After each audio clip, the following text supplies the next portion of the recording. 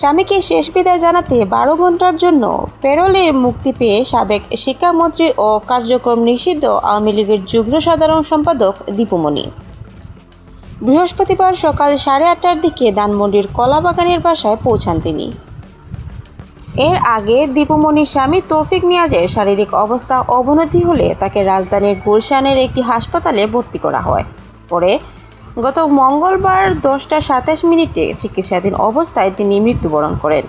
পরে মায়ের প্যারোলে মুক্তির জন্য গতকাল সকাল থেকে দুপুর পর্যন্ত মুন্সিগঞ্জ জেলা কারাগার ও জেলা প্রশাসকের কার্যক্রমে ছুটাছুটি করেন তার মেয়ে। পরে দুপুরে দীপুমণি 12 ঘণ্টার জন্য প্যারোলের মুক্তির নির্দেশনার কথাও জানানো হয়। স্বামীকে শেষ বিদায় জানাতে 12 ঘণ্টার জন্য প্যারোলে মুক্ত হয়েছেন দীপুমণি। মেয়ের আবেদনের পরিপ্রেক্ষিতে আজ সকাল 6:15টার দিকে মুন্সিগঞ্জ জেলা কারাগার থেকে প্যারোলে মুক্তি হয়ে বেরিয়ে আসেন তিনি।